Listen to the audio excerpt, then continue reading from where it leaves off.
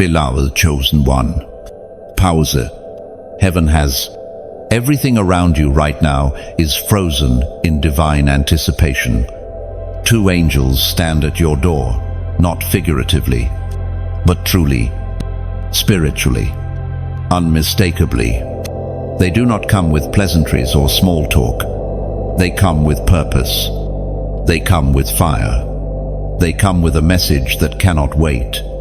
You have 17 minutes to respond, not because God is impatient, but because divine moments do not linger forever. This moment is not about curiosity, it's about covenant. Listen closely.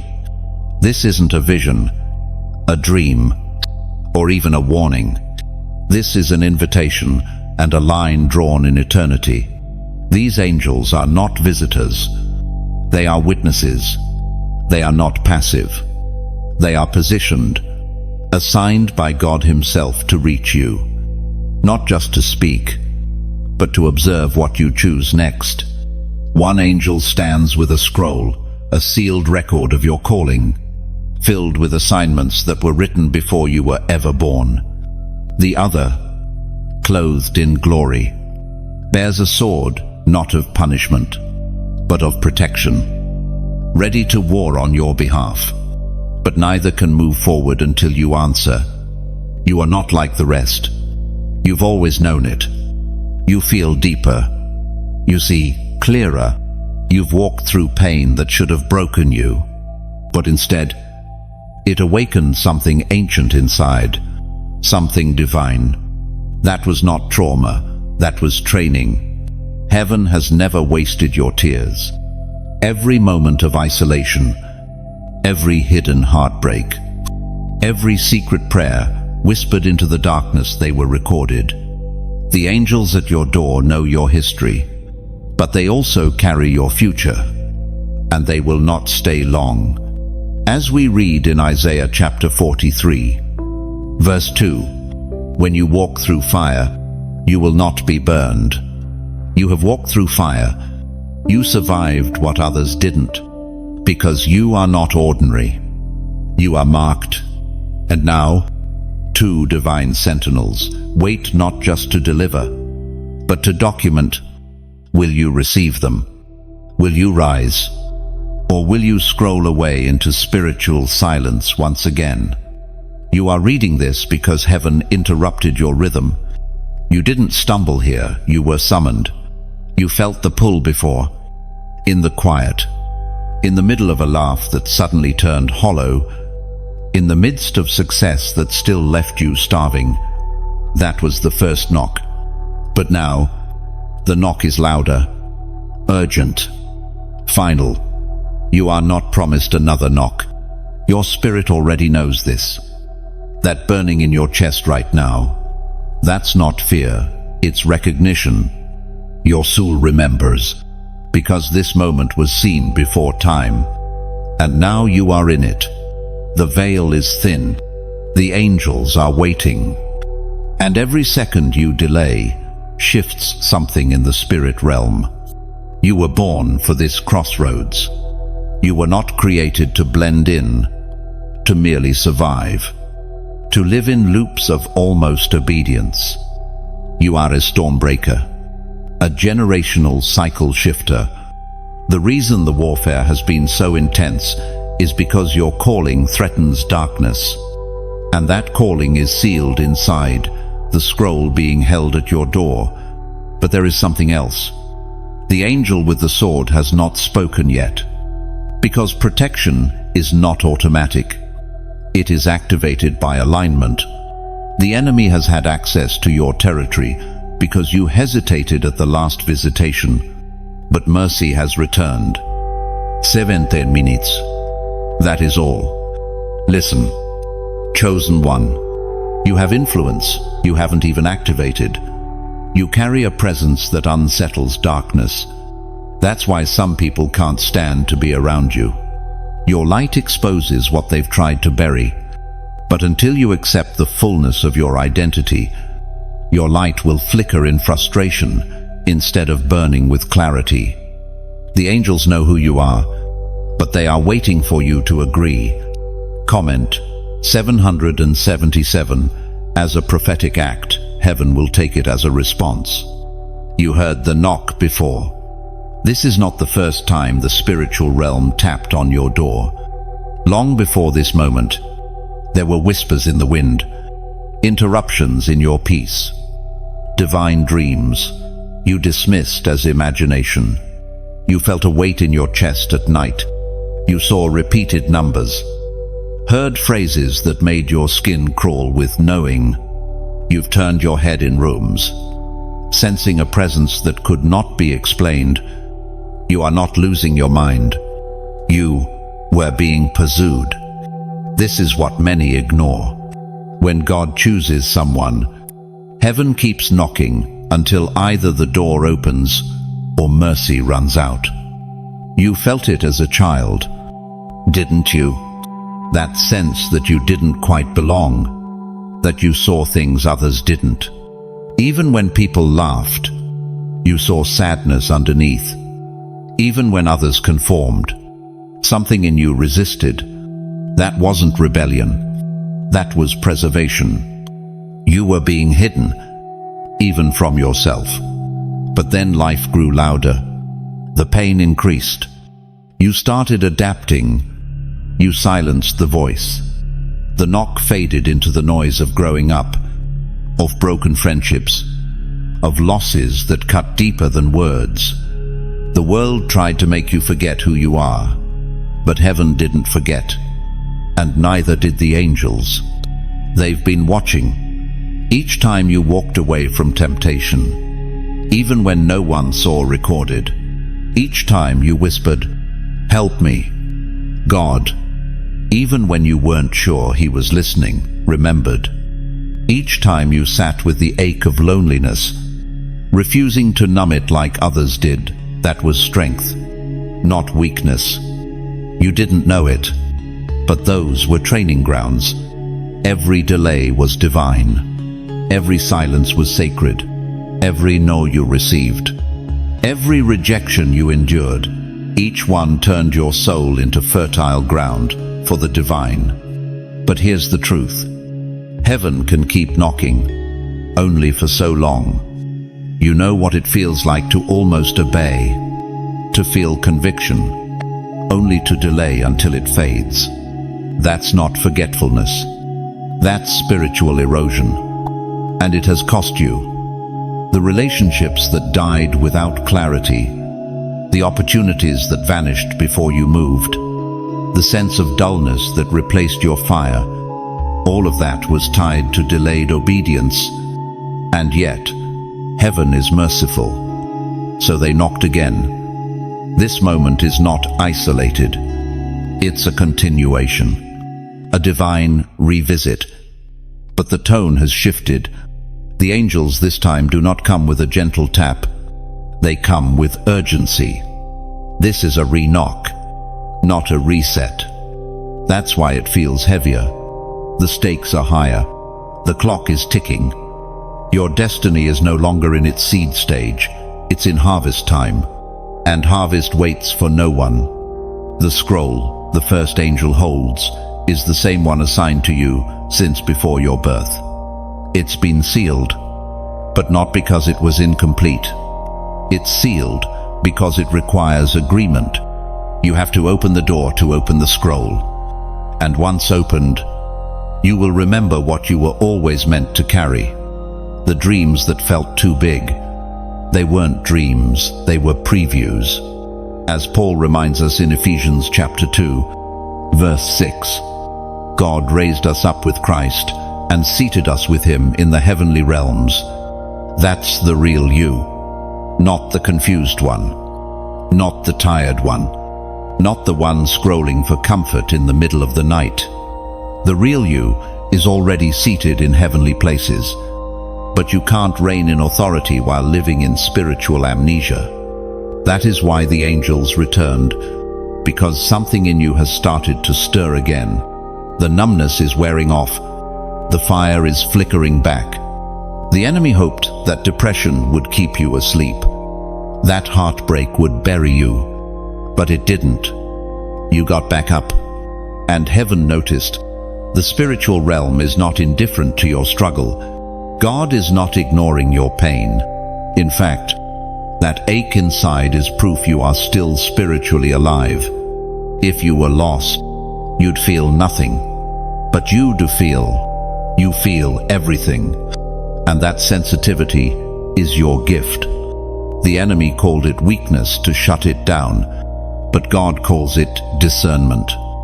So here you are again, on the edge of another decision, but this time, the door is not just spiritual, it's literal. 2. Angels. Your room has become a battleground.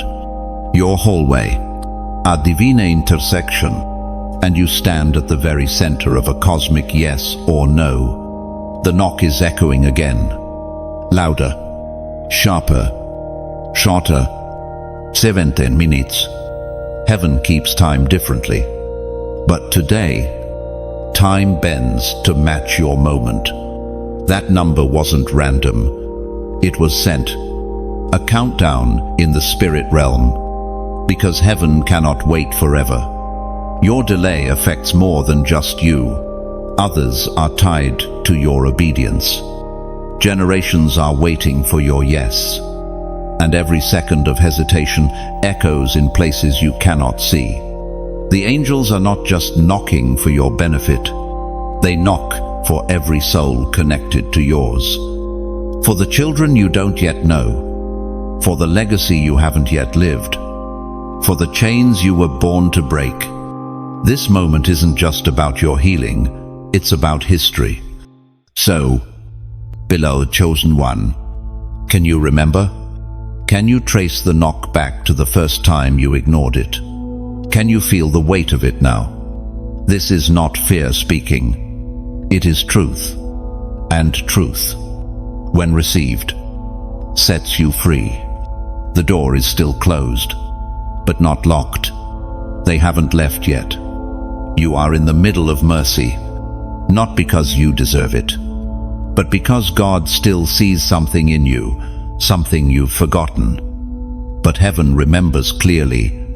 Right now, in this very moment, you stand inside a divine pause, a sacred space where judgment has been delayed, not cancelled, and grace is holding the line.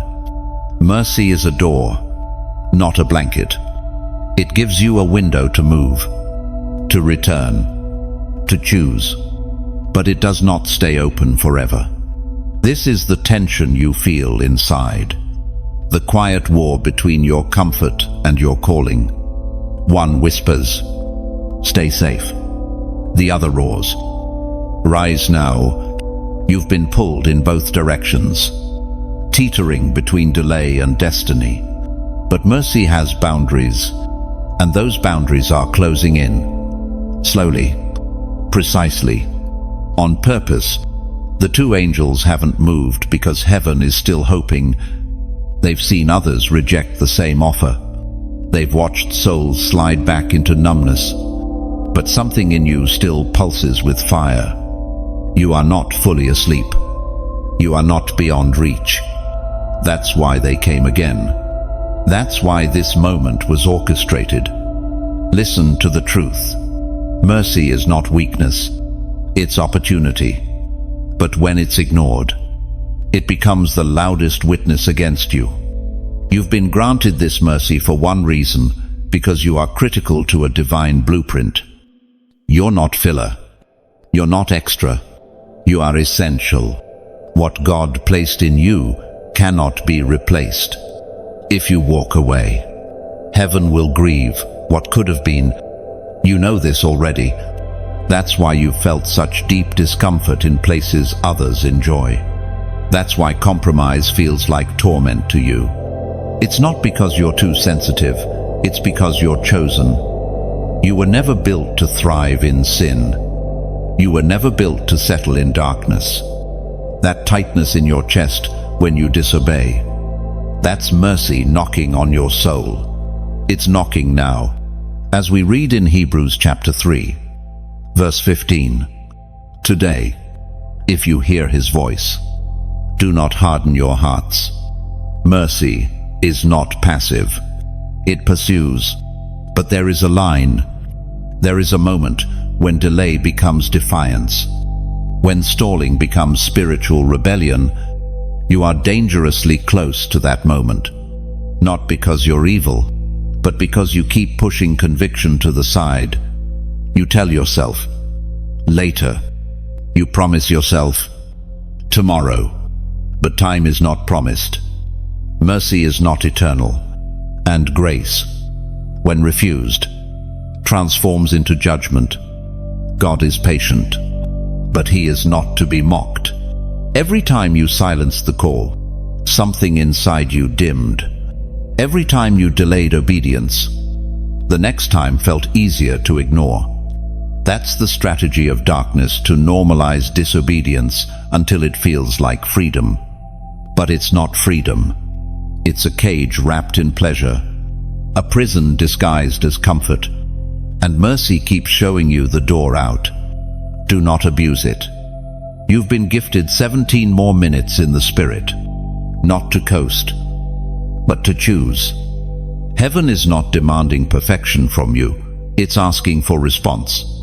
Will you respond this time? Will you allow mercy to complete its work in you? You are not too far gone. That's the lie. That's the trap.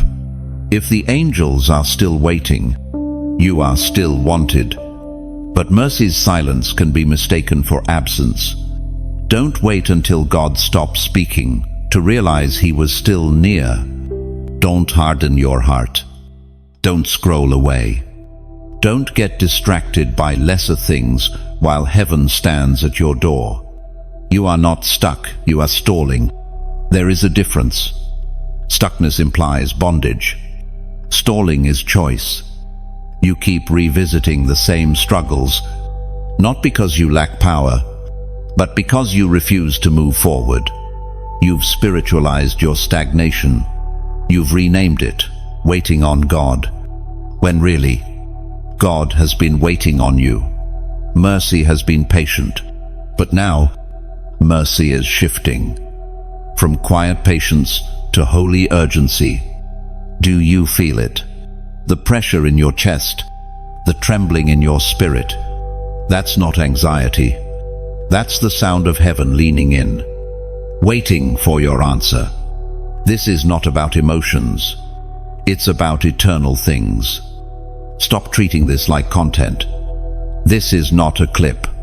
This is not a message to admire or share. This is a moment that demands response. You don't need to understand everything. You just need to obey. Open the door. Say yes. Step back into alignment before mercy steps back from you. Some of the things you're praying for will not come to pass until you respond. Heaven does not reward convenience. It moves by conviction, and conviction is a gift. If you still feel it, you're still alive in the Spirit. But if you keep ignoring it, you risk losing the ability to feel at all. And once conviction dies, mercy follows. So respond while you still can, while you still hear the knock, while the angels still wait. Because if you walk away from this moment unchanged, you may not get another like it. Comment. My spirit says yes. This is a prophetic agreement, a way to say, I receive this and activate heaven's attention. The distraction was engineered. Nothing about the detours in your life has been random or accidental. You haven't just been busy, you've been targeted. The enemy doesn't always attack with storms. Sometimes he attacks with silence. Not every battle comes with thunder. Some come quietly, disguised as comfort. Distraction is a weapon of delay, and hell has wielded it masterfully against you. Look back. The timing wasn't a coincidence. Just when your heart stirred to obey, something showed up. An opportunity that looked good. A relationship that seemed right. A sudden surge of anxiety, exhaustion, or confusion. It's not that you lacked desire to follow God, it's that you were surrounded by static, the wrong voices, the wrong places, the wrong attachments, designed not just to lure you away, but to gently sedate your hunger for the divine. Distraction doesn't yell. It seduces. It rebrands sin as self-care, compromise as connection, and apathy as rest.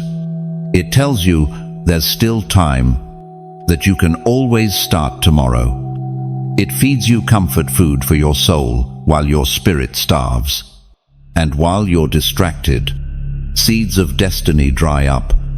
Scroll by scroll, thought by thought, delay becomes normal. Fire becomes nostalgia. But here is the terrifying truth.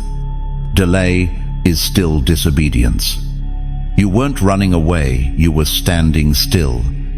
And in the kingdom of God, standing still, when told to move, is a form of rebellion. You say, I'm processing. Heaven see procrastination. You say, I'm waiting on clarity. Heaven says hesitation. But even still, God extended grace. Even still, heaven paused. Even still, two angels now stand at your door because God sees your potential beneath the noise. What you mistook as a season of healing, hell designed as a lifetime of numbness. It wasn't always pain that kept you bound.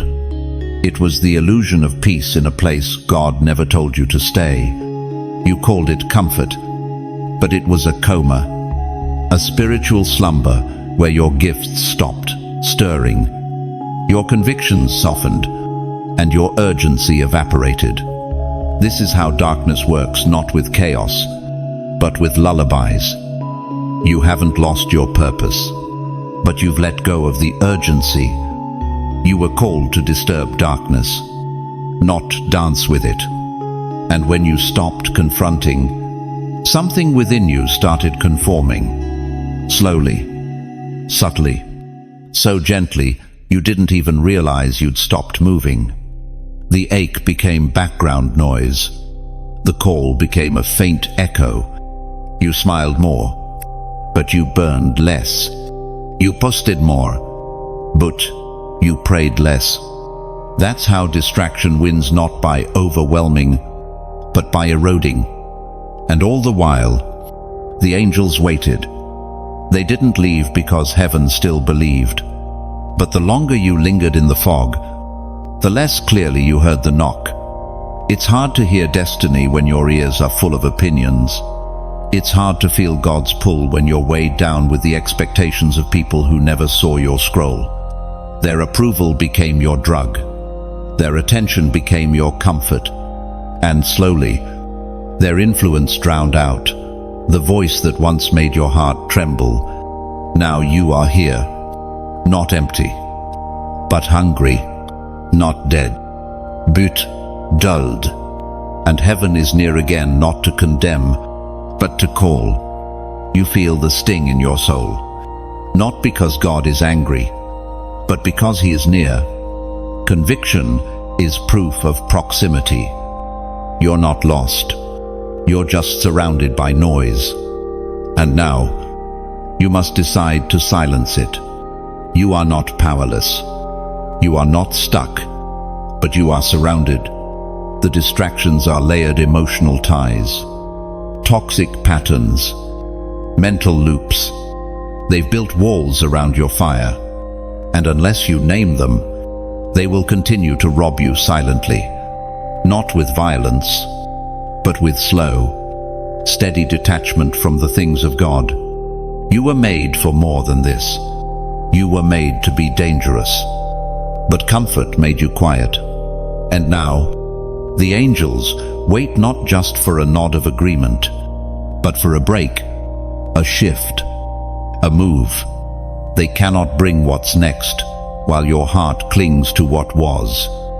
You cannot embrace your scroll while holding hands with your distractions.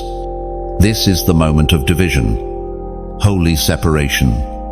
God is not asking you to try harder. He is calling you to come out, to break ties, to shut down the open doors that have diluted your focus, because the deeper mysteries of your purpose are not revealed in noisy places. They are discovered in the silence that follows obedience. You've wondered why the visions stopped, why the dreams dulled, why your discernment faded. It wasn't because God stopped speaking, it's because the signal was smothered. You kept too many voices in the room. But God never shares sacred space with idols. And idols don't always look like statues. Sometimes they look like validation, like consistency, like good enough.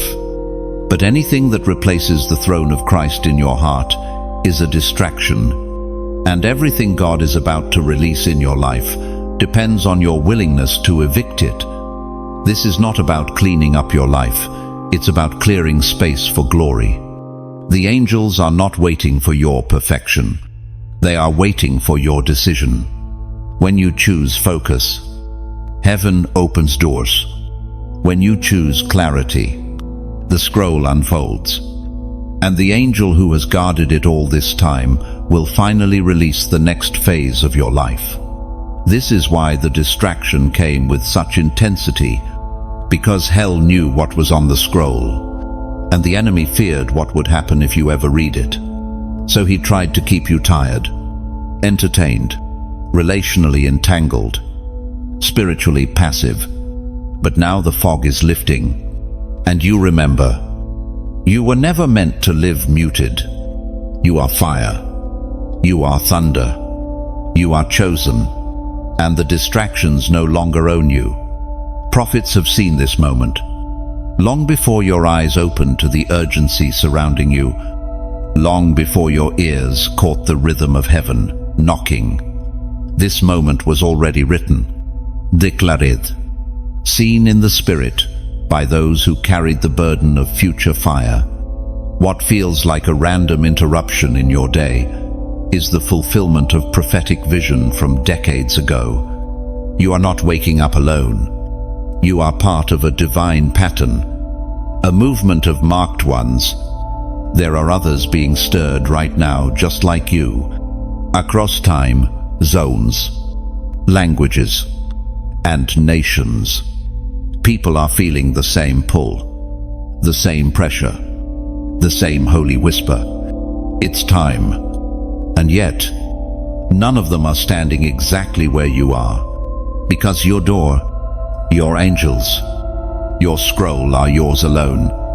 You've wondered why the warfare has felt personal, why the delay seemed tailor-made, why even your moments of peace were haunted by a faint sense of unfinished.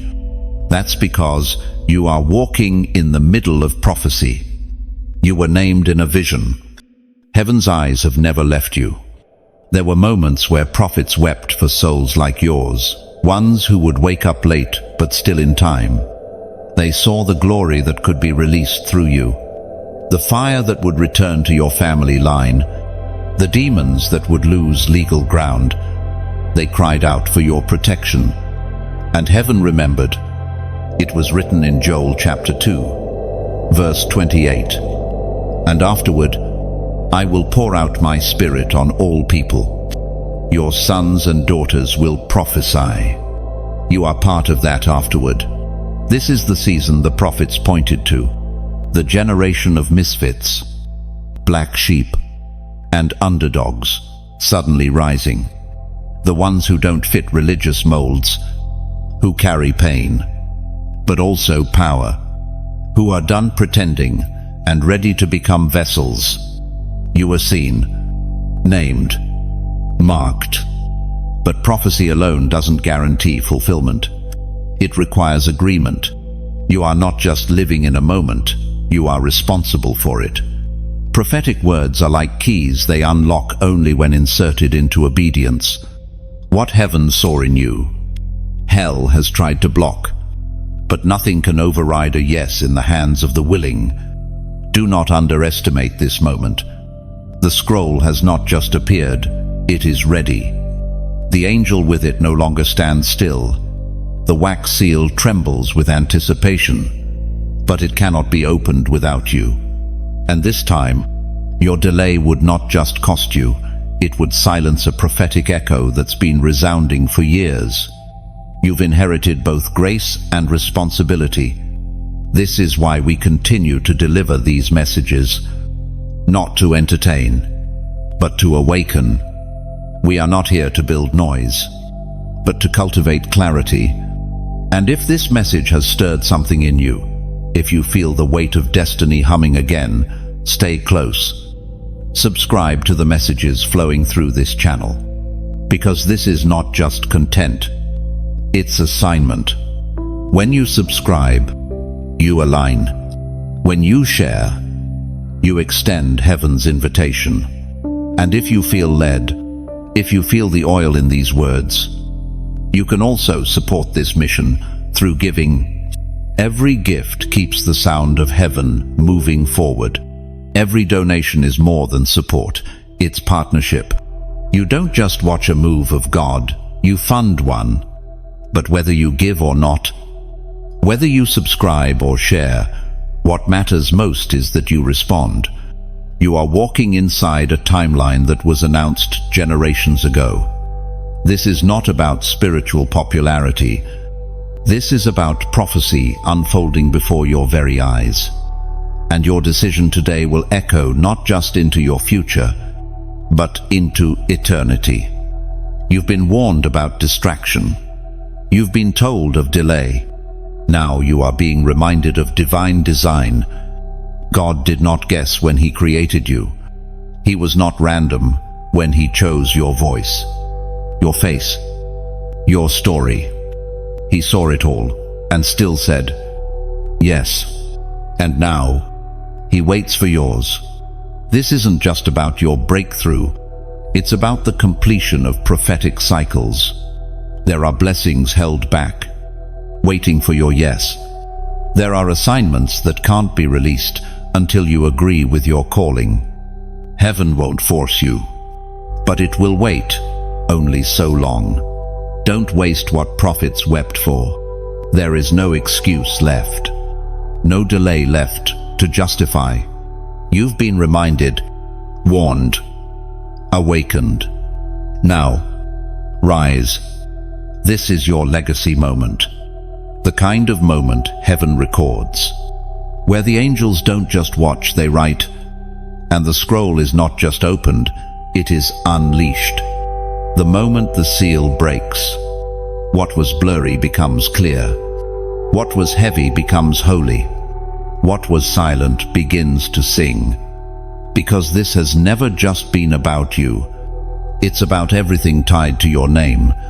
The two angels carry assignment. They are not just ornamental beings from heaven's galleries. They are messengers and movers, carriers of both divine authority and sacred responsibility. Their presence at your door is not symbolic, it is strategic. One holds what could be called the blueprint of your destiny, the scroll sealed with the very purpose of your life. The other holds the sword, the authority to protect, to cut through resistance, and to guard your obedience. These angels did not arrive by accident. They were sent, assigned by name, commissioned by the Father to stand at your specific threshold, for your specific moment, and they are not allowed to move without your agreement. This is not just visitation, it is transaction.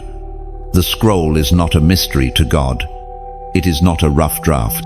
It has already been written, signed, and stamped in heaven. What you've called dreams were really fragments of what's inside. Glimpses, hints, divine previews hidden inside your spirit from the time you were conceived. But the scroll remains sealed until the soul says, yes.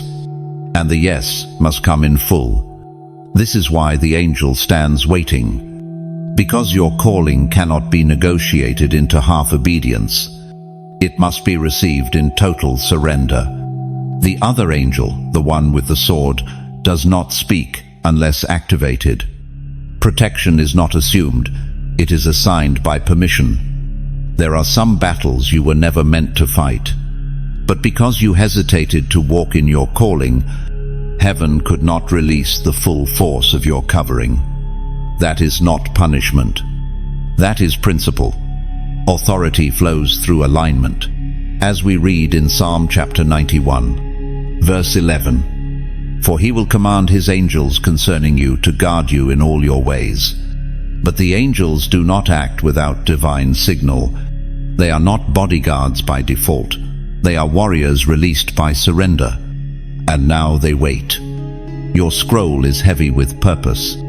Inside it are names you've never met, people whose lives are attached to your obedience, nations, businesses, ministries, children, songs, healing, restoration, all encoded in divine ink. You felt the weight of it for years without knowing its name. Now you do. It is your assignment. It is your scroll, and only you can break its seal. You've mistaken the ache in your soul as something wrong with you. You assumed your sensitivity was weakness. It wasn't. It was the pull of divine memory. Your spirit remembers what your flesh forgot. The weight you carry isn't confusion, it's calling.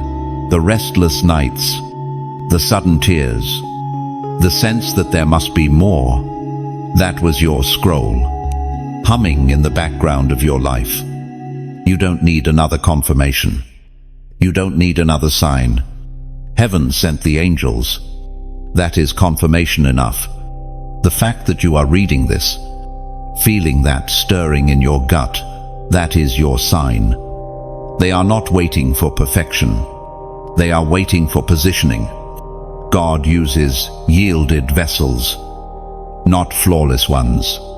Now listen clearly. If you say yes, the scroll opens.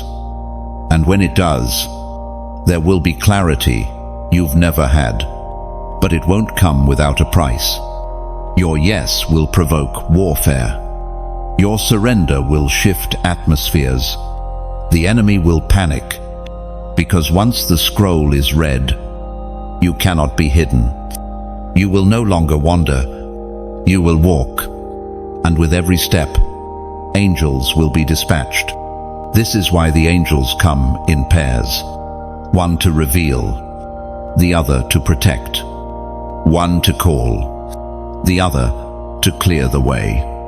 They represent a holy rhythm, purpose and protection, side by side. And they are waiting for one thing, your yes. You've seen this moment before in your dreams, in fragments, in flashes. You felt the weight. You tried to explain it away, but here it is again, clearer than ever. The knock, the pause, the presence, and now the invitation. All of heaven is waiting to move, but only you can open the door. Comment 999. This number signifies prophetic alignment, the moment where your yes activates what heaven has been holding for you. This is not just symbolic. Too many have romanticized the presence of angels, treating them like distant metaphors or poetic devices, gentle ideas instead of divine instruments. But the two angels at your door are not dreams. They are not metaphors for emotion, nor symbols of imagination. They are spiritual agents of heaven, sent on assignment, standing still, waiting for your move. And they are carrying more than messages. They carry motion, momentum, and mandate. You must understand this. The realm you cannot see is more real than the ground beneath your feet. What's happening in spirit defines what happens in the natural. Every delay, breakthrough, relationship, and closed door is first forged or broken in the invisible. These angels are standing in that realm on the very threshold between time and eternity, and they are not empty-handed. One holds the scroll of your calling, not ideas, not potentials, specific instructions, dates, locations, names. It contains what your next chapter requires.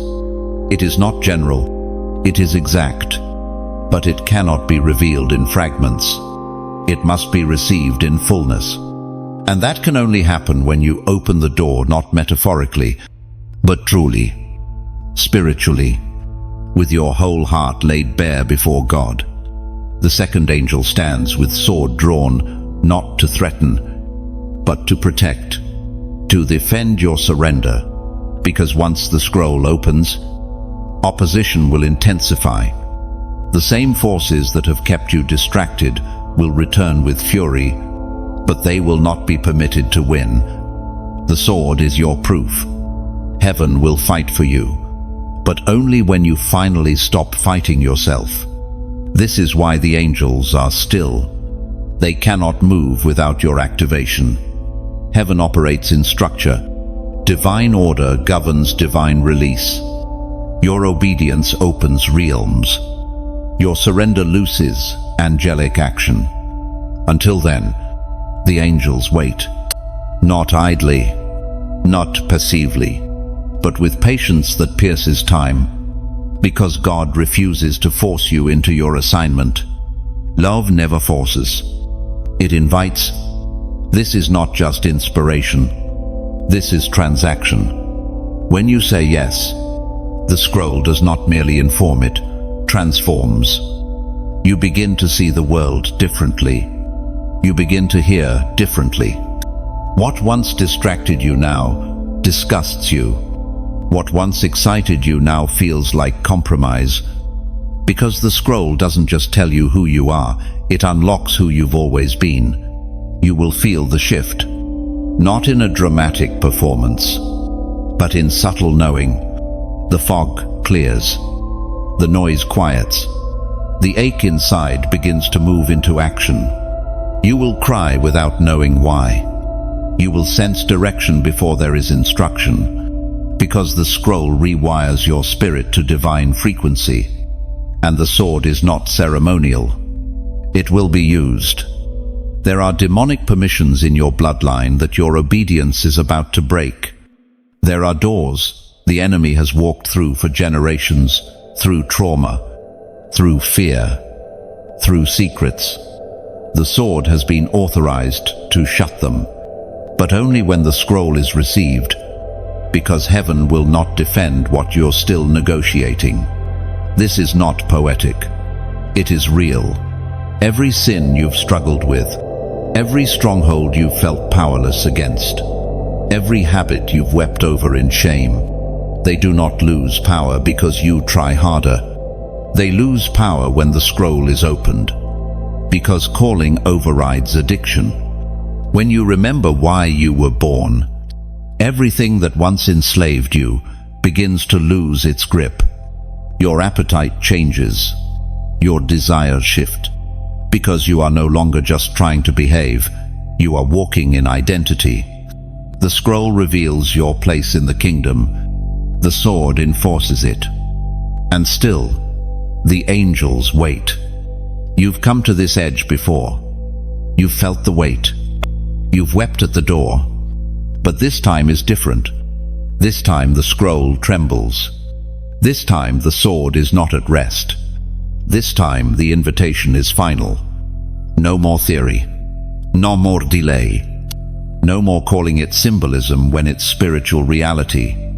This moment is not about inspiration. It's about surrender. You've been tested like Job. Not merely challenged, not simply inconvenienced, tested. Like gold in a furnace. Like steel on a flame. You've walked through seasons that looked like loss, but were actually measurements of your foundation. It wasn't about what you lost. It was about what you kept. You kept your faith, even when it flickered. You kept your hope, even when you couldn't see. You kept breathing, even when silence echoed louder than prayer. This wasn't punishment. This was permission. Heaven allowed certain things to collapse. not because you were unworthy, but because you were being refined. You weren't being broken. You were being built. And like Job, what looked like devastation was actually divine construction, because God trusted you with fire. There are tests that do not make sense to the natural eye, tests that rip through comfort zones, tests that challenge identity, tests that silence applause. You experienced them, and while others mocked your quiet season, heaven recorded your perseverance. You walked through fire and still believed, not perfectly, but persistently, as it is written in Job chapter 23, verse 10. But he knows the way that I take. When he has tested me, I will come forth as gold. You've come through the testing ground, and though it left scars, those marks are not signs of failure. They are proof of endurance. They are your spiritual credentials. The evidence that you didn't just survive, you were shaped. Your tears watered your character. Your losses trimmed your pride. Your silence taught you to hear. You learned the language of God, not through crowds, but through crushing. The loss you endured was not a mistake. It was ordered. Some things had to die, not because they were evil, but because they were too small, too safe, too distracting. The calling on your life is too heavy to be partnered with people who only love the version of you that doesn't obey God. The tests removed what you would have never let go of, willingly. That was mercy in disguise. And what you thought was abandonment was alignment. You begged God to keep things that would have destroyed your scroll. You pleaded for relationships, platforms, and plans that could not carry the weight of your next level. So they had to collapse. Not because you were being rejected, but because you were being protected. The scroll requires space, and sometimes heaven clears the room before the scroll is handed over. This is the mystery of Job's testing. He lost what seemed essential, but he gained what was eternal. He didn't just get restored with more, he became more. The testing elevated him in the spirit, and the same is happening for you. You don't look the same. You don't respond the same. The flame changed you, not visibly, but deeply. And now, what once triggered you now teaches you. What once scared you now submits to you. That's what tests do. They don't just burn, they clarify. They expose what's real and remove what's not. You are more solid now, more focused, not because you learned more, but because you lost more. Loss became your oil, and the angels know it. That's why they're here now, because the scroll cannot be opened by the unrefined. Only those who've been through fire without letting their soul rot in bitterness are trusted with divine instructions. And you quiet, weary, aching, you are found worthy, not because you are perfect, but because you didn't curse God when it would have been easy. You stayed.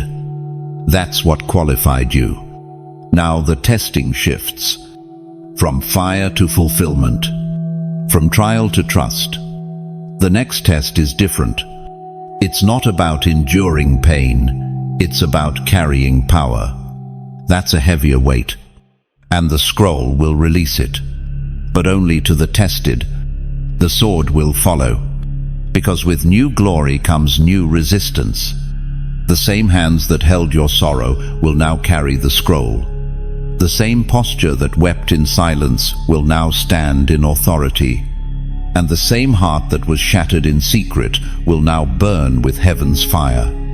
Your testing season wasn't a delay. It was a door. And now you stand on the threshold.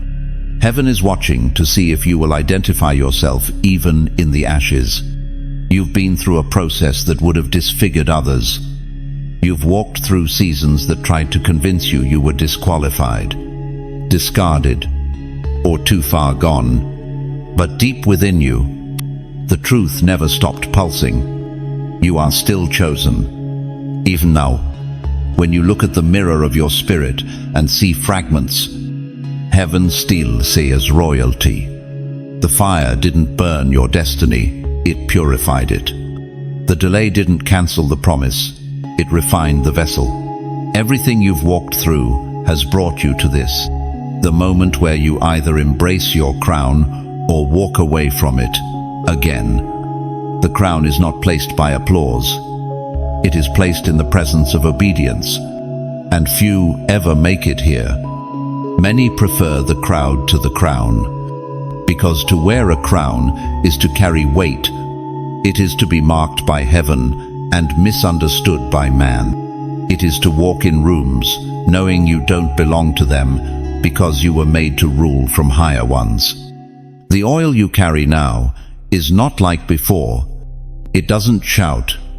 It doesn't prove. It just is. It has been born in secret places. It smells like crushed prayers. It glows like pressed obedience. It's not borrowed. It's not copied. It's yours. And because of that, the atmosphere shifts when you fully step into who you are. But heaven is watching, not with suspicion, but with silence, waiting to see if you'll rise in the ashes and wear the identity you've been running from, waiting to see if you'll break agreement with shame, comparison, fear, and fear of man, waiting to see if you'll open your mouth again, not to defend yourself, but to declare your inheritance. You are not what they did. You are not what you lost. You are not what you lacked. You are what heaven called you before any of it began. Royal, holy, set apart. It was declared in 1 Peter chapter 2, verse 9. But you are a chosen people, a royal priesthood, a holy nation, God's special possession. You've doubted it. You've hesitated to wear it. You thought your mistakes disqualified you from it. But that's because you misunderstood the process. The crushing didn't cancel your crown, it shaped your head to fit it. You were molded in the wilderness, not rejected in it. Now the crown waits, not on a shelf, but in the spirit, suspended, ready. But crowns are never dropped. They are received. You must lift your head. Even when life taught you to bow it in shame, you must rise. Even when weariness tells you to settle, you must walk like a ruler, even when you still feel like a remnant. Heaven isn't asking for perfect posture. It's asking for surrendered identity. The enemy has done everything possible to make you forget who you are. He's sent rejection, abandonment, betrayal, anything to distort the image. Because he knows that the moment you accept your crown, his influence in your life breaks. When you accept who God says you are, you stop living like a slave. You stop apologizing for your oil. You stop shrinking in rooms you were called to shift. You were never ordinary. That's why you never fit the pull you feel. Now, that's not inspiration. That's recognition. Deep calls to deep. Glory calls to royalty. Your crown is vibrating in the spirit. The angels have seen it. The scroll confirms it. The sword will guard it. But it must be worn. This is the choice. This is the crossroad. Will you choose your crown in the ashes? That means claiming your authority when you're still weeping. It means walking in purpose while the pain is still fresh. It means not waiting to feel ready, but stepping in because heaven says you are. The crown isn't for the perfect. It's for the obedient. Don't wait until you feel whole. Crowns are given to those who rise when the fire is still burning. You've made it this far. You've heard heaven's voice through noise. You've felt the angel's presence when others would call you crazy. You've seen numbers repeat. Patterns align. Confirmations drop when you weren't even asking. All of that was leading to this. You're public. Yes, in the presence of the spirit realm. You are being watched by more than angels. Your bloodline is watching. Your future is watching. The curses are watching. The warfare is watching. Because they all know when you say yes, it's over for them. The cycle breaks. The tide turns. The torch is picked up. And everything shifts. Comment. I choose my crown. This is your declaration, a public agreement with what heaven has already spoken over your life. Missed timing carries weight. It always has.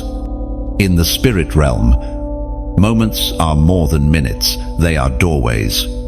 And every doorway carries a grace, a window of divine alignment. When that window opens, it is pregnant with power, mercy, and opportunity. But it does not stay open forever. It shifts. It closes. And when missed, the cost is not always immediate, but it is always real. You have felt this before. The weight of delay. The sting of, I should have moved sooner.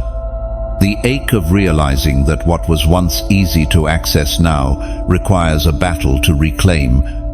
This isn't punishment. It's the principle of movement in the kingdom. When God opens a door, He invites you to walk, not because He needs your help, but because your movement releases more movement. There have been moments where you stood still, out of fear, and afterward, everything felt harder. Opportunities dried up. Relationships shifted. Vision became blurry. That wasn't bad luck. That was spiritual inertia. When you delay what heaven designs, time becomes resistance instead of momentum. But now, the door is open again. This moment has returned, not because of your consistency, but because of mercy. You didn't earn this re-invitation. It was grace that brought it back. The two angels still wait. The scroll still trembles. The sword remains drawn, but the atmosphere around you is different. There's an urgency now, a divine sharpness, because too much has been invested in your life to let you miss it again. You are not weak. You are not blind. You simply hesitated at the wrong moment. And now you know what delay costs. Clarity, peace, divine rhythm. But heaven still sees what's inside you. And that's why the invitation is back stronger, clearer, louder. You've matured. You've learned the language of delay and the price of almost obedience. Now you're ready for full surrender.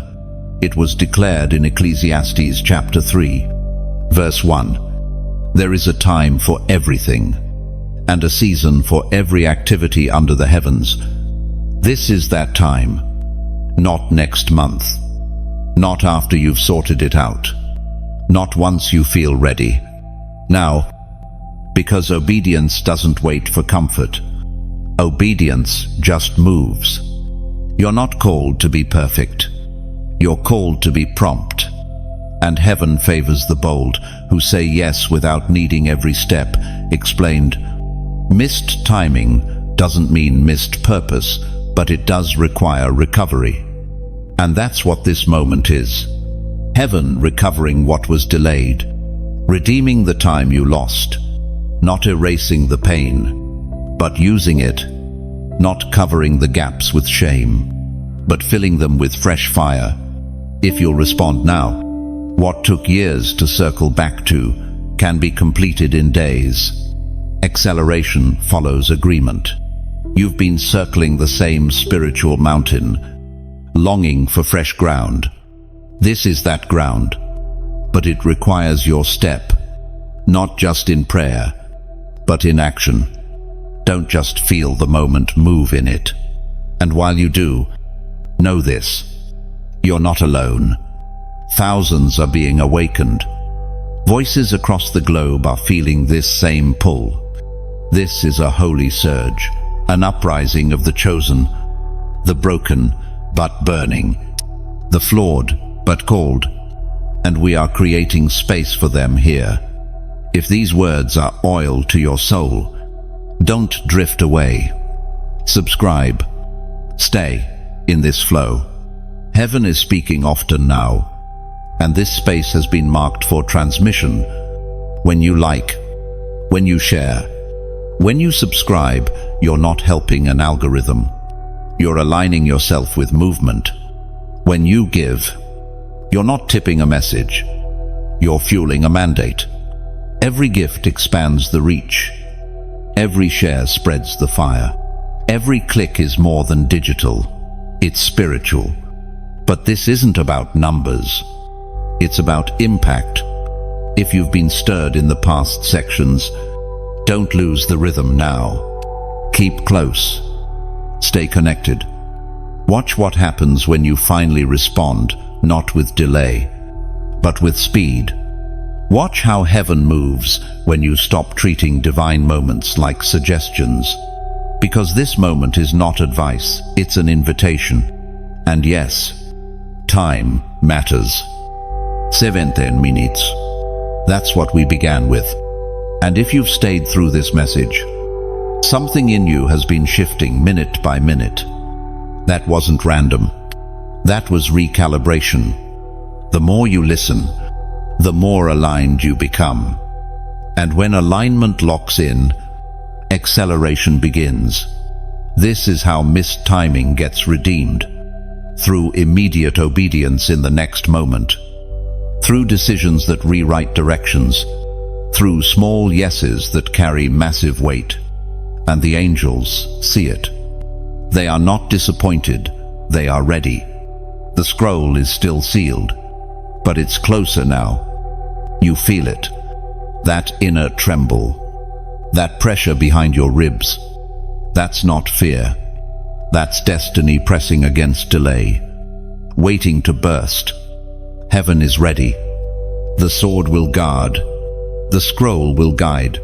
Now it's your move. The door will not stay open.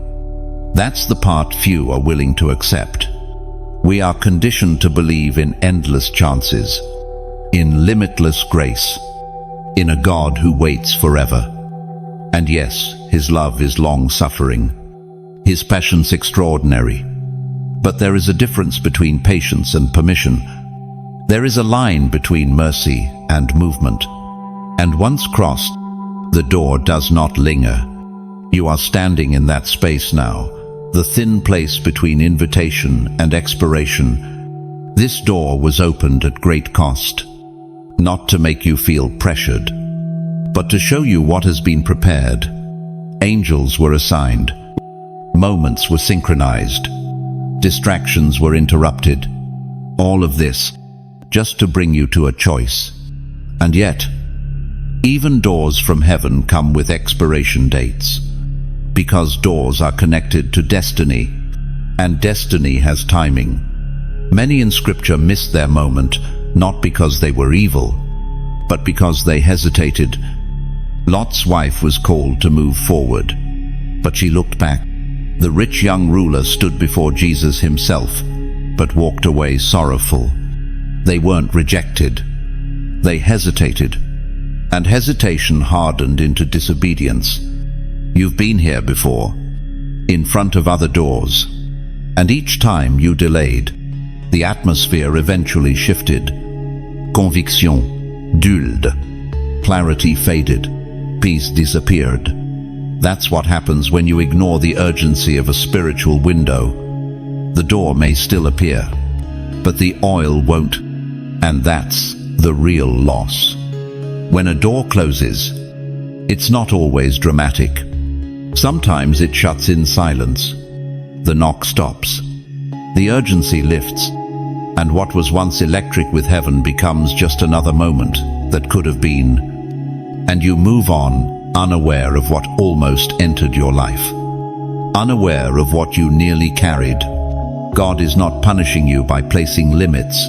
He's revealing the weight of choice. He respects your agency so deeply that he allows the door to remain shut if you choose it. He doesn't barge in. He doesn't push past silence. He honors surrender and he honors refusal. But he does not wait forever. This is a holy tension. You are loved unconditionally, but your purpose is activated conditionally. Heaven will never stop loving you. But your scroll is not accessed without response. Your angels will not wait forever. They move on the command of obedience, and if you delay too long, they return with sealed scrolls and unread instructions. The door in front of you is spiritual, but it governs the natural. What seems invisible is actually structural. What seems symbolic is deeply literal. Your next steps, relationships, relocations, provision, they all hinge on this door. When it shuts, so do the things tied to it. That's why you've felt the pressure. It's not stress, it's holy weight. Heaven letting you feel the significance of now. The tremble is not fear, it's awareness. Your soul knows what your mind is still processing. This is your moment. The window is real, and it won't last. God is gracious, but doors have schedules. The oil on your life is rare, not just because of what you carry, but because of the timing you were born into. You weren't just chosen, you were appointed. You were assigned to this generation. Your scroll fits this season. You were not an early release or a late arrival. You are right on time. But now, your door must be matched with a decision. You've seen this in your own life. Doors that once felt open now feel like memories. Relationships that once had favor now feel strained. Opportunities that once lit you up now feel dim. That's not random. That's a signal. Something has shifted in the spirit, and you cannot treat this moment like any other. There is a closing happening, not out of anger, out of order, because heaven runs on time, and your scroll cannot sit sealed forever. It was written to be read. It was sealed to be broken open. But if the door remains unanswered, it will eventually be reassigned. That is the sobering truth. Not everyone fulfills their calling, not because God didn't provide, but because they didn't respond. You must respond, not in fear, but in fire, because this door, this angelic visitation, this prophetic moment, it has an end, and you are nearing it. But the good news is this: it is still open now, and if it's open, it means the scroll is still yours. The sword is still drawn, the angels are still watching, and heaven still believes you will say, yes. You still have time to walk through, but only if you understand that grace is not forever, that doors are not permanent, that divine pauses have endings.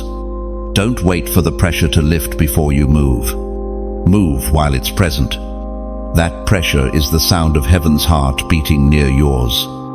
The trembling is a sign of nearness, not danger, but it won't last.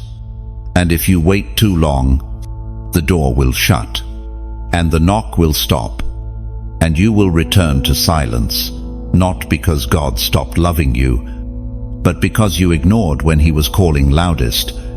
The door is open, but not for much longer. You've always known it's you. From the earliest moments before titles, before roles, before pain, you've carried something different. Not better, different. Heaven has whispered your name in the quiet.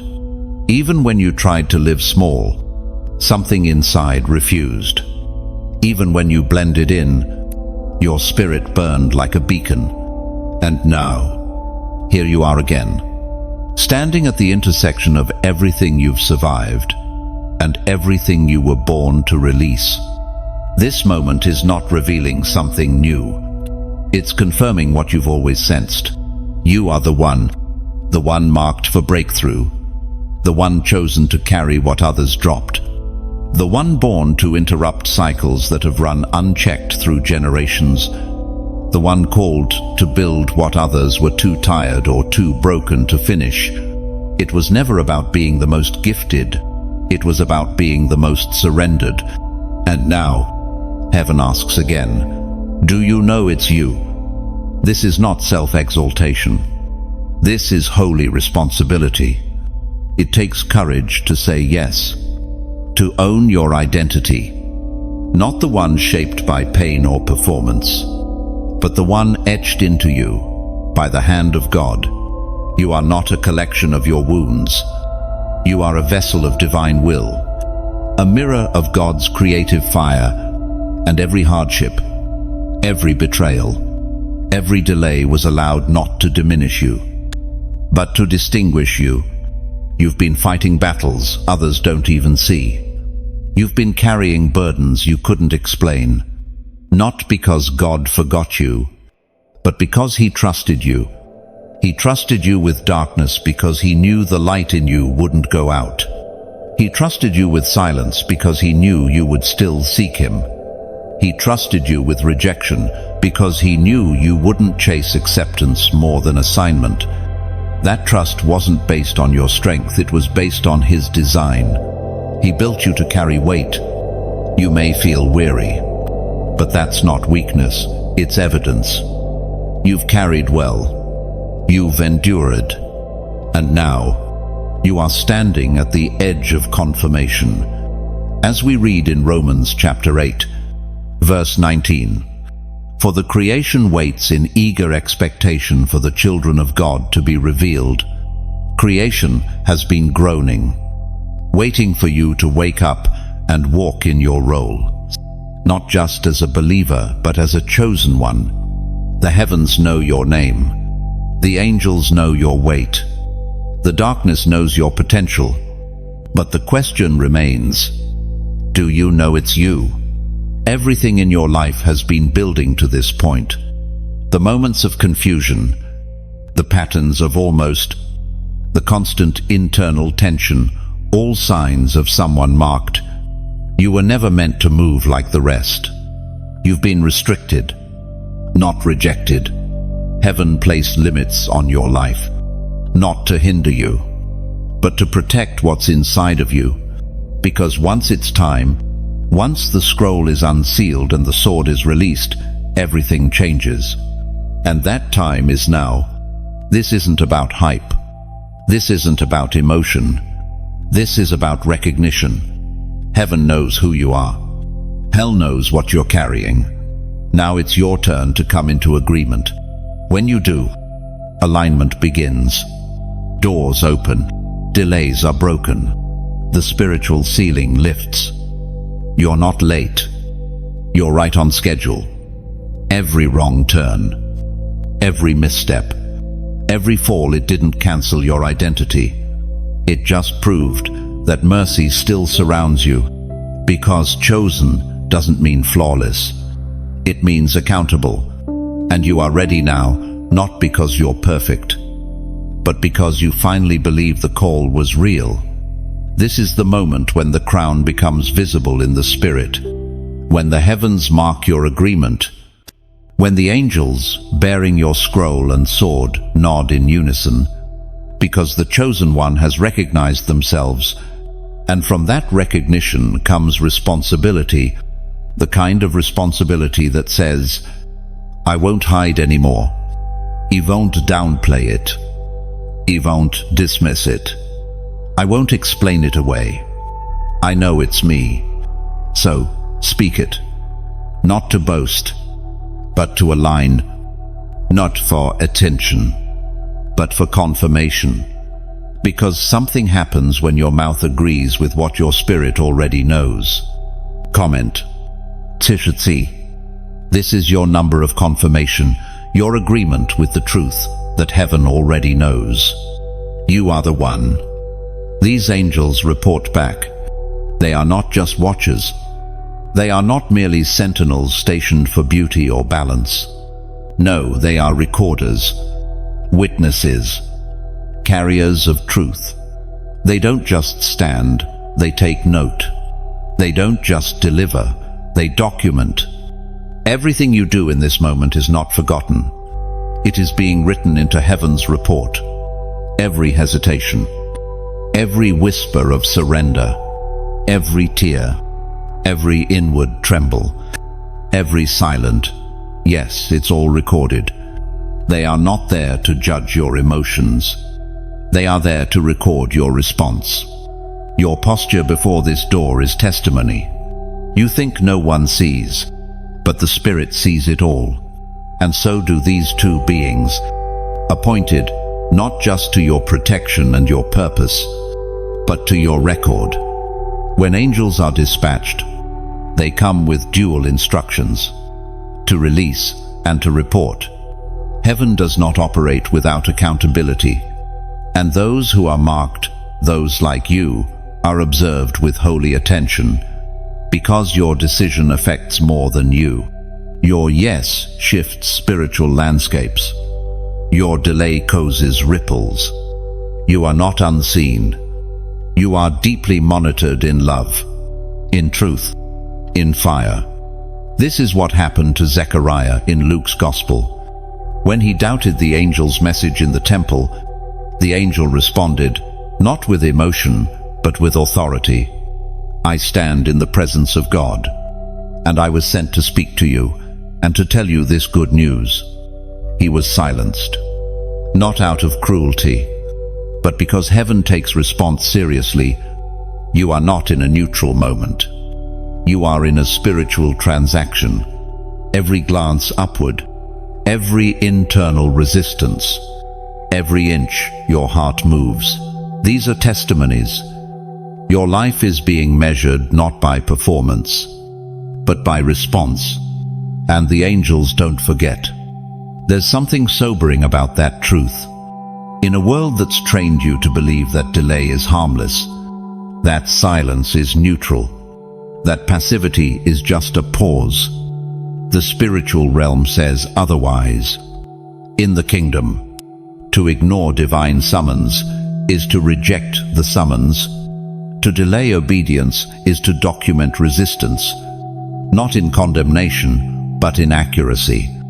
Because heaven is precise. There are books in heaven, scrolls that hold your name, accounts that carry the record of your calling, your tests, your trials, and your responses. You're not earning love. You already have it. But you are shaping legacy. You are shaping the unfolding of your scroll, and the angels write what you choose. This is why the fear of the Lord is the beginning of wisdom, because once you understand that heaven is real, that angels are near, that moments like this matter eternally, you don't live casually anymore.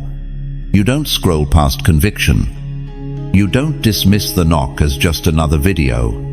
You start treating every divine whisper like a courtroom summons, and you answer with trembling, with joy, with surrender. The angels have stood at many doors. Some opened, some never did. They've seen hearts catch fire. They've also seen indifference, and when they return to the throne, they do not embellish. They report. This is not to frighten you. It is to sober you. You are part of something so much larger than your emotion or your calendar. Eternity is not waiting for you to feel ready. It's waiting for your name to echo in the halls of obedience. And when you respond, something in heaven shifts. The records update. The scroll begins to unfurl. You may not see the shift with your natural eyes, but the report causes alignment. Doors begin to unlock. Angels are reassigned. Resources are released. Protection is fortified. Purpose gains speed. All from one, yes. The same way, silence in the wrong moment can slow momentum. Surrender in the right moment can activate acceleration. And the angel with the scroll is not just holding your calling, he's ready to document your reply. Your spirit's yes, even if it's shaky, is still a yes. You don't need to be loud. You don't need to perform. You simply need to be real. Heaven is fluent in honesty. The angels don't need volume, they need truth. And the angel with the sword, he records not just your yes, but what he is permitted to protect. If you align, his blade guards your walk. If you resist, he sheathes the sword and stands still. The sword is never swung at the chosen. It's swung for them, but only when they are walking through the right doors. So they wait, and they write what will be recorded from this moment, that you paused long enough to hear the weight of heaven, that your heart began to soften again, that something inside started to tremble, not out of fear, but out of remembrance. Or will it be recorded as another, almost? That choice is yours. And it's not made in theory, it's made in the posture of your heart, the invisible decision, the internal whisper that says, I'm done delaying. I'm ready to move. I will not waste another scroll-bearing visitation. The angels will record that. And what they record will not just be history, it will shape your future. You are not alone. You are being watched. Not for judgment, for justice. So heaven can release what's been held. So your scroll can be opened. So the next chapter can begin. And it will, if you respond. You are standing in between realms. It may look like your hallway, your bedroom, your car seat, the quiet corner where you've come to breathe, but the spiritual atmosphere around you has shifted. You are not in a casual moment. You are standing in a space where two worlds are touching. The natural and the supernatural have converged. And this isn't poetic language, it's spiritual architecture. There are places where heaven leans in. And right now, your location has become one of them. This isn't because of your feelings. It's because of divine orchestration. Your surroundings may look unchanged, but the atmosphere is alive with purpose. The walls around you have heard the knock. The air has thickened with waiting. You're not just experiencing emotion, you're caught between dimensions. This is where many walk away, unaware of the gravity of the space they're in, because they still believe that God speaks in grand gestures, only in sanctuaries, only through loud voices. But often, God chooses the quiet room, the still place, the unexpected setting. And right now, you are there. You are standing in a divine courtroom. You didn't walk into it. It unfolded around you. Because when a scroll is about to be opened, and a sword is about to be released, heaven doesn't wait for formalities.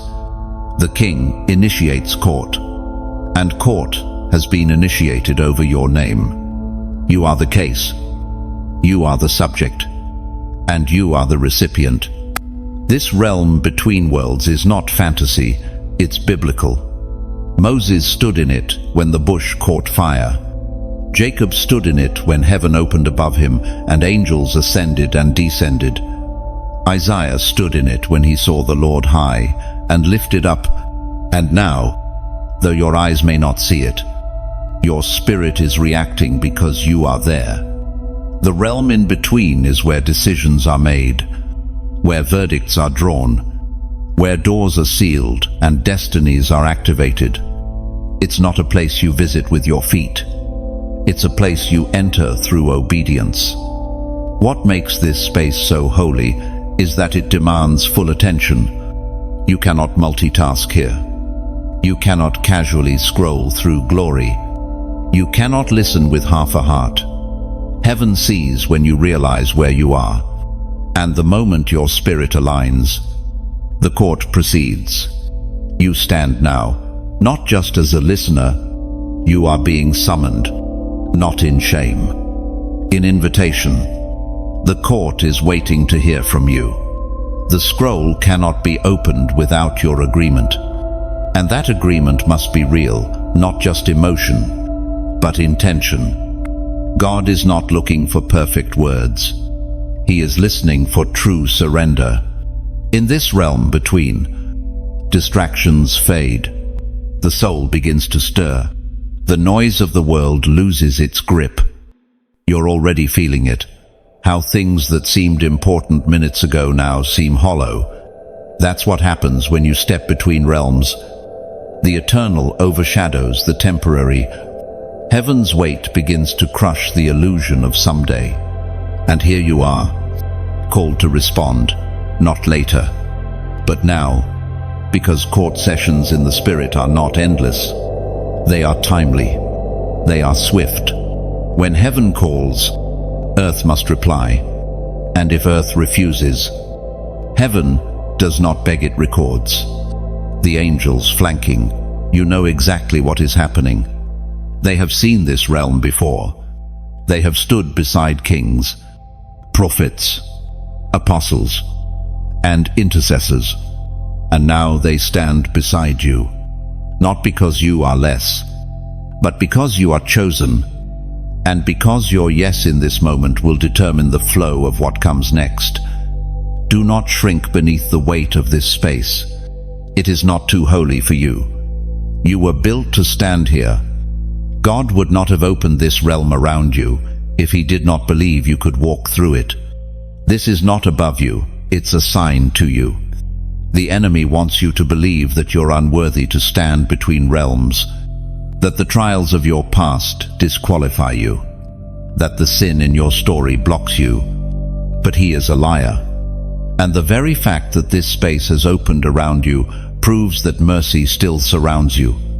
You are not being tried, you are being entrusted. This is not a test of perfection. It is a test of recognition.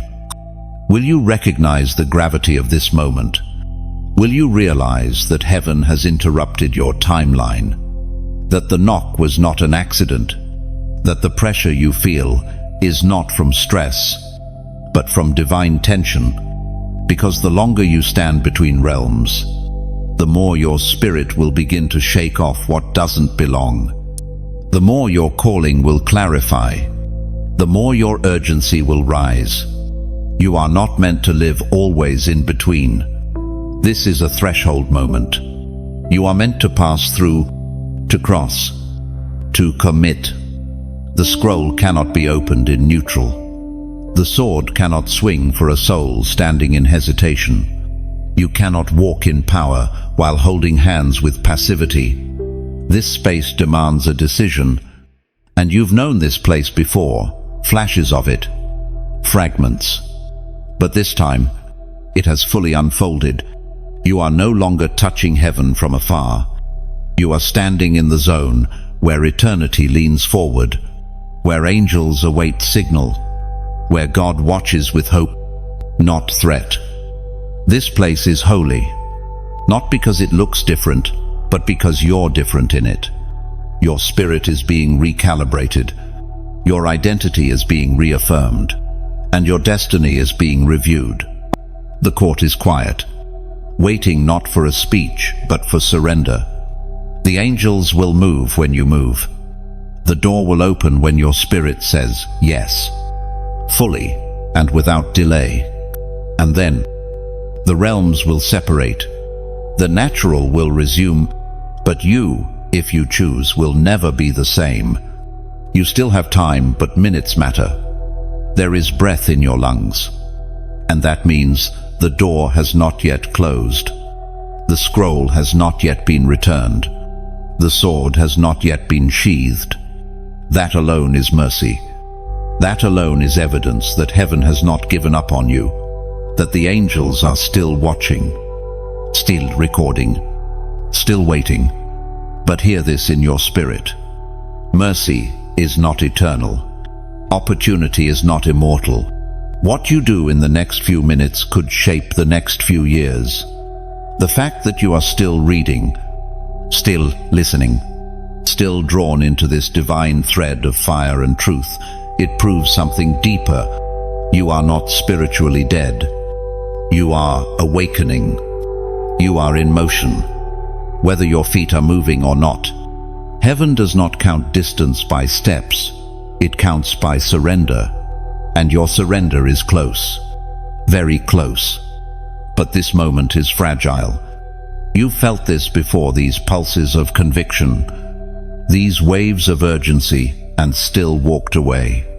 You told yourself, later. You convinced yourself that one more day, one more season, wouldn't hurt. And yet, every delay left a mark. Every not now dulled your hearing, and every escape from obedience cost you access. But still, here you are, drawn again, re-centered, recalled.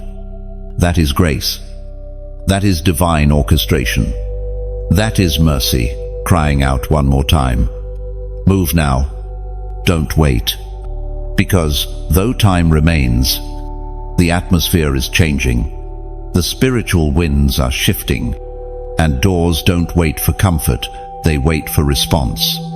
It's not fear that moves you now, it's clarity. You finally see what this is. You finally understand that the knock was not emotional, it was eternal. That the pause in your heart wasn't just conviction, it was God's voice. Halting time for the sake of your scroll. The 17 minutes weren't just metaphor. They were a mirror of how precise heaven is. The scroll won't wait forever. The sword won't guard without activation. The angels won't remain at the threshold indefinitely. But you can still move. You can still respond. The seconds left are holy. Don't squander them. This isn't just another video, another clip, another stirring word you can shelf. This is your shift. The moment when everything tightens, when heaven leans in and watches not to test you, but to partner with you. God is not trying to see if you'll fail. He's waiting to release everything you've prayed for, but only once you decide to step fully into identity. You've given pieces of obedience before, slivers of surrender, quick responses followed by quiet withdrawal. But this time must be full, because the window that is open now is rare. Heaven is not always this close. Realms do not always bend like this. Now, listen very carefully. This message didn't reach you by randomness. The words on this screen were written for a moment like this. The trembling you feel, it's not from fear. It's from proximity. Heaven is closer than it's ever been. Your scroll is closer than it's ever been. So what will you do with these final moments? You can respond now, not out of pressure, but alignment. You can partner with what God has prepared. And when you do, you open doors not just for yourself, but for others. The anointing on your life was never meant to end with you. It was meant to overflow, and it still can. We don't just release words, we build altars of awakening. And if this word stirred your spirit, don't walk away. Stay connected to the flame. Subscribe to this channel, not for content, but for continuity, for a rhythm of clarity, for consistent confirmation. Because heaven isn't done speaking, and we're not done declaring. If you feel the pull to give, to partner financially with what's moving here, do so. Your gift doesn't just sustain it, activates. It creates more room for this message to reach the next chosen one. You're not just giving, you're fueling fire. You're becoming a part of someone else's breakthrough. And yes, share this. Someone needs what you just read. Someone is standing at the edge of their own 17 minutes. Your obedience in sharing could be the knock they've been waiting for. But above all else, respond. Respond while the angels still wait. Respond while the air still hums with expectancy. Respond while your spirit is still stirred. Because what's ahead cannot be entered casually. It demands clarity. It demands full agreement. And you, chosen one, you are so close. This is the final edge of delay. The last page before the scroll opens. Heaven has made the path clear. The rest is yours. Comment, "Yes, I will." This is not hype. It's your agreement. Short. Prophetic. Enough for the angels to move. You are the last in your line. Not by mistake. Not by default. Not because others were too broken or too late, but because you were chosen. Out of all who came before you, all who carried parts of the burden, but not the fullness of breakthrough. It is you who stands at the edge. The cycle ends with you. The scroll opens with you. The silence breaks with your voice. This is why the warfare has been generational. Why the battles you've fought often made no sense in the natural. Why certain attacks seem disproportionate to your season. You were not just fighting for yourself. You were standing in the gap for bloodlines. You were being opposed for things your ancestors never had the strength to confront. The chains they normalized. You resisted. The idols they tolerated. You challenged. The compromises they passed down. You questioned. You were never trying to rebel. You were born to resist. This is why your pain felt ancestral. Why some of your tears carried a weight you couldn't explain. Because you weren't just grieving your own losses, you were grieving inherited silence, inherited shame, inherited burdens that were never yours to carry. And now, God has revealed the truth. The line stops here. The next chapter begins with you. You've looked back at your family and wondered why things never changed. Why faith flickered but never stayed. Why healing started but never finished. Why hope was spoken of but never walked in. And the answer is not failure. It is unfinished assignments. But God finishes what He starts. And He is finishing it through you. As it is written in Ezekiel chapter 22, verse 30, "I looked for someone among them who would build up the wall and stand before me in the gap." You are the gap stander, the wall builder, the one who was born to finish what was started in the Spirit long ago. The prayers your great-grandmother whispered, you are the answer. The promises your grandfather never saw fulfilled, they are waiting on your yes. You are not the beginning of the story, but you are the turning point. You didn't earn this. You were appointed to it. Heaven reviewed your lineage and said, "This one will obey. This one will not bow to idols. This one will carry the fire and not extinguish it." You are not better. You are just positioned, and heaven trusts you. But that trust carries weight. You cannot live casually with a generational mantle. You cannot entertain compromise and expect clarity. You must walk differently, talk differently, choose differently. Not out of legalism, but because you understand that eternity is watching. This is why your wrestle with identity has been so fierce.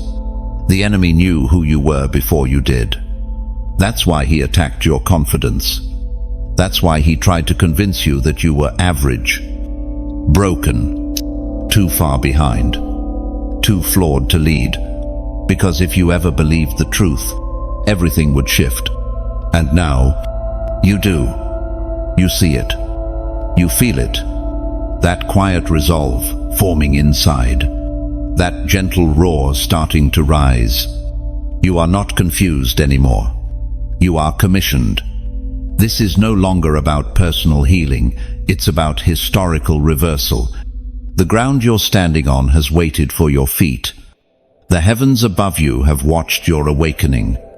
You are the last to carry shame, the last to walk in cycles, the last to apologize for your calling. You will be the first to walk in fullness, the first to say no with clarity, the first to say yes without conditions, the first to step into the fullness of what your lineage was meant to reflect. and your obedience will echo. It will heal places you've never seen. It will unlock blessings you don't even know exist yet. It will awaken others, cousins, children, siblings, who've been waiting for someone to go first. That someone is you. The angels saw it from the beginning. That's why they came to your door. Not just to deliver a word, but to witness the closing of a chapter. They are standing by not just to open a scroll, but to seal an old one. What has plagued your bloodline ends now. What tormented your parents will not reach your children. What lingered in the dark will be confronted in the light. Not by chance. By you. If you answer, everything changes. This is the hinge upon which your entire spiritual architecture turns. The scroll has been held in waiting. The sword has remained drawn, still and steady. The angels have not moved in haste. Everything has waited for one thing: your answer. Not your performance, not your emotions, just your answer. Heaven does not require perfection. It requires agreement, and the power of that agreement cannot be overstated. The moment your heart says yes fully, without delay or doubt, a spiritual mechanism activates. It is not metaphorical. It is mechanical in the spirit. Rooms begin to shift. Looks unclick. Assignment cascade forward. Because heaven was never waiting on the world. It was waiting on you. You are the trigger, the lever, the turning point. When the chosen one responds, the atmosphere around them aligns. Because your answer is not just about access, it's about authority. The scroll will no longer be sealed. Your name, long written, will echo aloud. The content of that scroll, hidden for so long, will begin to pour into your spirit in ways you could never learn through study or sermon. You will begin to know things that were placed in you before your birth. You will see differently, dream vividly, speak with clarity. Because scrolls don't just inform, they activate. The angel holding it will finally release it. And when it opens, your seasons will respond. People will be drawn to you and not know why. Doors will swing open, and you'll recognize them from visions long buried. Provision will find you before you ask. Because the scroll does not only reveal assignment, it attracts alignment. And the sword, it begins to move. Every unclean force that tried to halt your path, every spiritual resistance that delayed your inheritance, every demonic presence that trespassed on your calling, they will be dealt with. Not by you, but by the angelic being assigned to defend you. Because once your answer is released, heaven is authorized to fight for what belongs to you. There is a clarity that comes with your answer, a lifting of fog, a rearranging of focus. The distractions you once entertained will no longer satisfy. The voices that once lured you will sound hollow. Your appetite will shift. Your time will feel sacred. That's because you've passed from waiting into walking. No longer circling. No longer seeking confirmations. No longer negotiating identity. You will become a torchbearer, a marked one, a visible representation of obedience in a world drowning in hesitation. And yes, it will cost you. But the price of obedience pales in comparison to the weight of regret. The generations before you did not see this moment, but heaven did. They hoped, they dreamed, but it was you heaven trusted, and you have not missed it. Even now, the wind in your spirit begins to change direction. That internal trembling is not fear. It is the winds of destiny shifting around your yes. You are not stepping into mystery. You are stepping into memory, God's memory of what He placed in you long ago. Let the scroll open. Let the sword move. Let the angels return with the report. The chosen one answered, "You've crossed the line. This message was not random, not a clip for your curiosity. It was a divine summons. And you responded, whether through quiet surrender or fiery agreement. Your yes has been heard. You are no longer just a seeker.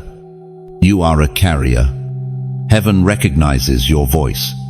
Earth will begin to respond to your steps. And your bloodline will never be the same. Everything begins from here.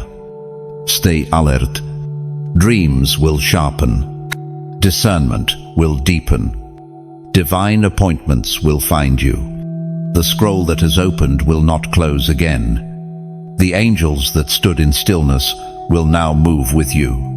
They will guard, guide, and record as your life unfolds, like pages already written. This is the age of the chosen. You are not alone. Others are awakening across the world, ones like you, who felt the fire stir again and refused to ignore it. Heaven is gathering them, the torchbearers, the cycle breakers, the crown wearers, and you are among them. If this word stirred you, don't let it stay with you. Like this post to mark your agreement. Comment below how your spirit is responding, even if it's just yes, Lord, or it's me. Your words are a witness. Share this with someone else who carries weight they haven't explained. Someone who's been feeling the knock. You might be their confirmation. Subscribe to stay connected. This isn't the end. More is coming. There is a rhythm to heaven's instruction, and you are now part of the movement. And if you feel led, you can sow into this word. Your gift fuels more messages like this, spreading truth and awakening to souls around the world. You're not just giving, you're partnering. Move forward, now anointed, aligned, and awakened.